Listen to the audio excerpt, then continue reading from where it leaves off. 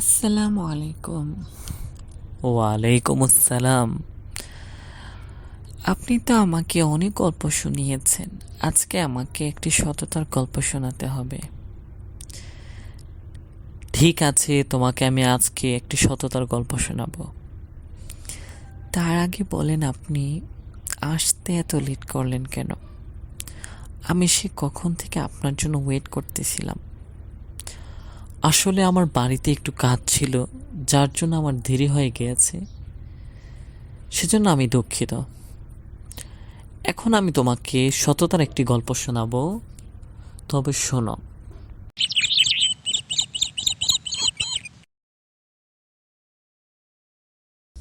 একটি ছোট গ্রামে আলী নামের এক মুদি ব্যবসায়ী বাস করত। আলী ছিল খুবই ভালো মানুষ, সৎ এবং ধর্মপ্রাণ। তিনি নিয়মিতভাবে নামাজ পড়তেন এবং সাধ্যমতো দান খয়রাত করতেন। গ্রামবাসীরা তার ন্যায়পরায়ণতা এবং সদাচরণের জন্য তাকে খুবই সম্মান করত। একদিন আলী বাজারে বসেছিল। তার দোকানে অনেকেই আসতো, কারণ তার সবার সাথেই সদাচরণ এবং সততা ছিল। একসময় একটি ধনী ব্যক্তি হোসেন দোকানে আসলো। তিনি আলীকে বললেন, আমি অনেক দূর থেকে এসেছি, আমি কিছু জিনিস কিনতে চাই, কিন্তু আমি জানি না তোমার দাম কেমন হবে। আলী হাসি মুখে বলল, আমার দাম ঠিক হবে, কিন্তু তুমি যদি চাও আমি তোমার জন্য সঠিক দাম বলে দেব।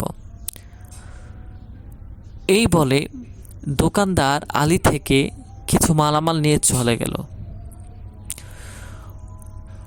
হোসেন অত্যন্ত ধনী হলেও তার মন ছিল খুবই কুৎসিত। তার মনে ছিল টাকা এবং সম্পদের জন্য এক প্রকার হিংসা। তার এই কুপ্রবৃত্তি তাকে একদিন আলীর সততার উপর সন্দেহ করতে বাধ্য করল। তিনি আলীকে পরীক্ষার জন্য একটি চ্যালেঞ্জ দিলেন। আমি চাই তুমি একটি জিনিসের দাম বলো, কিন্তু যদি তুমি সত্য না বলো তাহলে তুমি আমাকে এক গুচ্ছ টাকা দিতে হবে। আলী জানতেন হোসেনের এই পরীক্ষা ছিল তার সততার পরীক্ষা। তিনি বললেন, আমি তোমার জন্য সঠিক দাম বলবো, কিন্তু তুমি যদি মনে করো যে আমি তোমার সাথে ইচ্ছে করলে অনর্থক কিছু করতে পারি, তাহলে তোমার সমস্যা। হোসেন তার কথা সত্য মনে করে তার দিকে আলীর দিকে তাকালো এবং কৃতজ্ঞতার সাথে বলল, তুমি জানো আমি তোমার সঠিক দাম শুনে খুব খুশি হব। আমি চাই তুমি সঠিকভাবে আমাকে জানাও। আলী দাম বলার পর হোসেন সঠিক দাম পেয়ে তার খুব দূর হলো, কিন্তু হোসেন এখনও মনে করত যে আলী হয়তো কোনো ভুল করে ফেলতে পারে। তাই সে আলীকে পরীক্ষার জন্য অন্য একটি সুযোগ দিল। অনেক দিন পর একদিন হোসেন একটি বড় অঙ্কের টাকা দান করার সিদ্ধান্ত মনে করল, কিন্তু সঠিকভাবে জানত না তা কোথায় দান করা উচিত। সে আলীকে বলল, তুমি জানো আমি একটি বড় দান করতে চাই, কিন্তু আমি জানি না তা কোথায় দেব।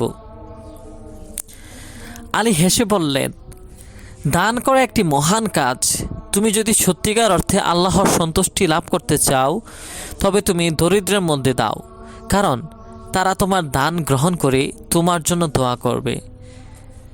হোসেন আলীর কথা শুনে অত্যন্ত মুগ্ধ হলো এবং গ্রামটির দরিদ্রের মধ্যে দান করার সিদ্ধান্ত নিল। তার দানের মাধ্যমে গ্রামে সুখ ও শান্তি ফিরে এলো এবং সকলেই হোসেনের মহানুভবতার প্রশংসা করল।